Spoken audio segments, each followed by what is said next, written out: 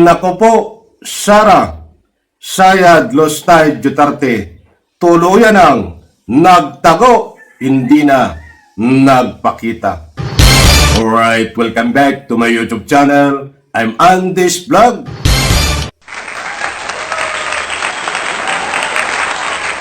Mga kaibigan, kapapasok pa lang na napakainit na balita, napakainit na usapin. Sara Sayad hinahanap. Ay mantakin nyo, tuluyan ang nagtago, hindi na nagpakita. I-like muna natin ang video na ito kung nagustuhan nyo po. Please subscribe my YouTube channel. Hindi naman pulingit sa inyong kalaman na itong si Sara Sayad Lostay ay kay rami hong napakarami ho na kinakaharap na dapat siya ay litisin, na dapat siya ay personal. Mga kaibigan na nagpapaliwanag ko dito. Nang dahil ho sa takot, aba, hindi na mahagilap, nawawala ho si Sara Sayad Lostay Duterte, tuluyan ang nagtago at hinahanap na mga kaibigan. Sandali. Gusto ko munang kunin ang inyong panig. Ang katanungan ay ganito. Ito'y matagal lang pinagtatalunan. Naniniwala po ba kayo na itong si Sara Sayad Lostay ay nagnakaw ng napakaraming pera ng taong bayan? Reaksyon, mga kaibigan, diyan ho sa comment section. Inanyayahan ko kayong magbigay ng anumang public opinion. Karapatan nyo po yan. Ito po ang mas matindi na dapat mabigyan ng linaw sa wakas. Ngayong araw pong ito ay didinggin, magkakaroon ng hearing. Yan po sa Kamara tungkol sa impeachment, mga kaibigan. Batang usapin po ngayon ang tanong, nasaan si Sara Sayad Lostay? Ay bigla hong nagtago. Marami hong naghahanap sa kanya. Ay pinagtutulong-tulungang hanapin siya.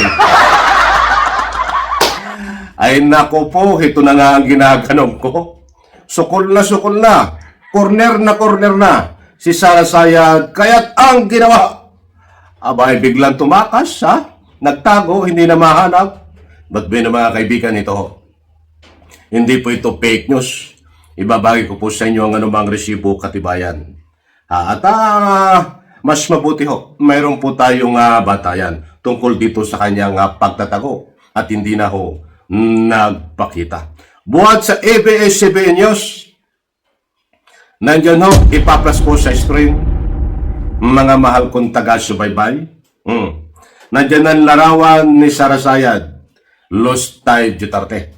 Ano po ang sinasabi? Kinumpirma ng defense team ni Vice President Sara Duterte na hindi siya dadalo sa pagdinig ng House Justice Committee sa Miyerkules, Marso 25 kaugnay ng reklamong impeachment. Ngayon po ay March 25. Ngayon po gaganapin ang hearing tungkol dito sa impeachment laban kay Sara Sayad Lostay Duterte. But ang ginawa ko ni Sara Sayad Lostay Duterte, nagtago na, hindi dadalo sa pagdinig, mga kaibigan. Nandito pa, buhat sa DCMF, mga mahal kong taga-subaybay, kinumpirma ng kampo ni Vice President Sara Duterte na hindi siya dadalo sa nakatakdang pagdinig ng House Committee on Justice ng impeachment complaint laban sa kanya.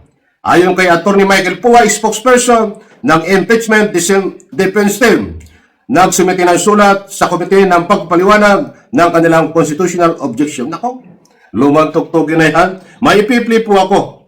Heto, pakinggan po natin at bibigyan po na ng public opinion maya-maya lang pagkatapos nito.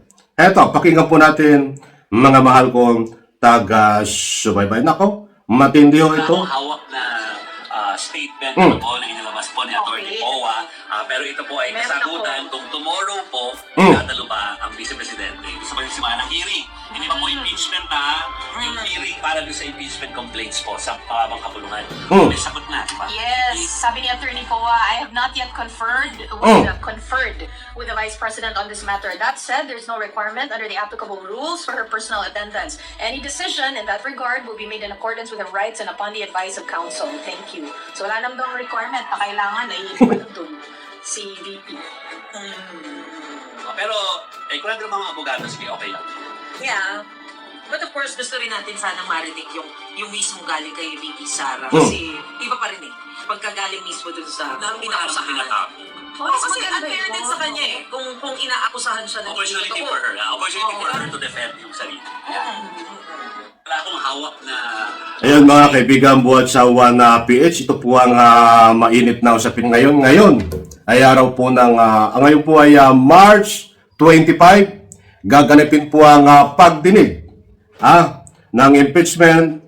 Diyan po sa, formal nang sisimulan ang House Committee on Justice ang pagdinig sa impeachment laban kay Sara Duterte ngayong March 25, mga kaibigan. But itong si Sara Sayad Lustay ay nagtago na, hindi nagpakita at hindi po atin dito po sa gagawing pagdinig ngayong March 25, mga kaibigan.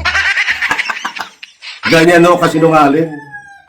Ganyan mambutol itong si Sara Sayad Lustay. Ay bakit kamo? Marami ang pinapaniwala niya. I want bloodbath. Handang-handa na kami. Last year pa.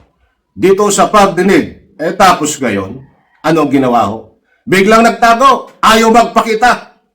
Hindi nga atindi. Disclaimer mga kaibigan, datapuat na sabi natin na biglang nagtago, hindi na nagpakita at hinahanap na si Sara Sayad Lustay. Yan po ang isang katunayan mga kaibigan. Meaning, hindi siya a-attend. Nagtatago na siya eh. Kung hindi siya nagtago, dapat umattend siya. Pinagtaguan niya itong impeachment na hearing laban sa kanya. Yan ang mainit na usapin po ngayon na kahit saan tayo pumunta, na comment section, ang dami nagbibigay ng anumang public opinion na itong si Sara Sayad Lustay ay nagtago na mga kaibigan. Kaya ayaw umattend dito sa impeachment laban sa kanya na hearing ngayong March 25 ginaganap mga kaibigan. Kaibigan, in reaction sa comment section, inanyayahan ko po kayo magbigay ng anumang public opinion. Abangan po natin ang next vlog natin kung ano ang magaganap na hearing diyan sa Kamara tungkol dito sa impeachment. Kapanapanabik po yan, mga kaibigan. Isang like, isang share sa video na ito. Maraming salamat.